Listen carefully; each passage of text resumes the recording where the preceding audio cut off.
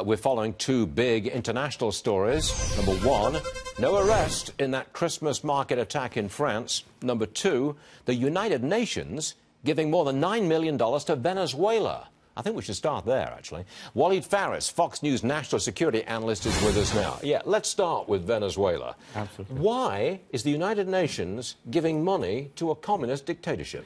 Because the friends of the communist dictatorship, regime of Maduro, at the United Nations find it the best way to funnel that money through their institutions to Caracas. And that's how the Venezuelan regime is getting some aid despite our sanctions on that regime. Do we have any say in this? Can America say, no, you don't do that? We can, but the pressure is very high and the amount is not sizable enough. But I think that our administration is going to act on that level. Now, in the past, as I understand it, Venezuela said, no, we're not taking any outside money. Yes. That's interference. But now they say, oh, we'll take it. Why? Yeah. Venezuela, the regime has a lot of problems now. Number one, the Venezuelan public is up.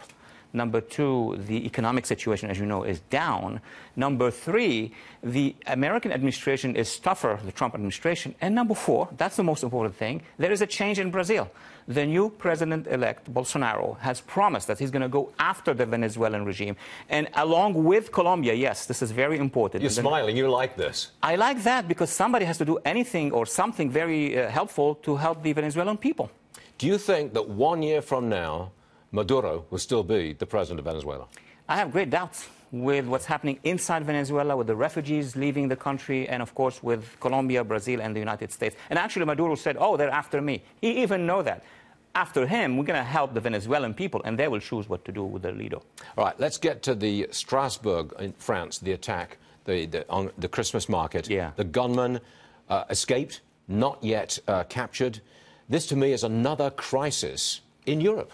Absolutely. This is the microcosm of a crisis that has been there in France. France is filled with cells. The French government realized that, but also in Europe. And these single-person attacks, lone wolves, we don't know if he's a lone wolf. He could be part of a pack. That is the future threat to Europe.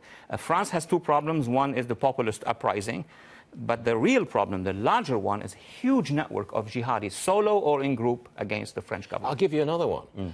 Socialism in Europe is just not sustainable. You can't go on with this cradle-to-grave welfare state, no growth in the economy, open borders. You can't do it.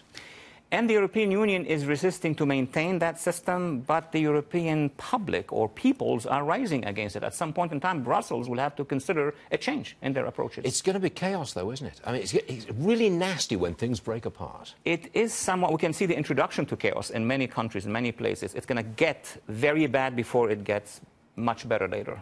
You know, America, by contrast, is a rock. It is a rock. It just is. A robust, dynamic, capitalist rock. Thank heavens. At this point in time, yes, absolutely. And I think many countries that we do not expect, such as in Latin America or even in the Middle East, wants to copy the American system. Really? Yes. Some unexpected allies. Yeah, we had an Arab coalition. We have now, of course, South Korea, Japan, others. But in Latin America, I see Argentina, Brazil, Colombia forming a bloc that would be our ally. Wouldn't that be nice? It would be for 2019. Walid Phares, nice to have you on the show. Always nice. Good to see you, sir. Thank Thank you. All right.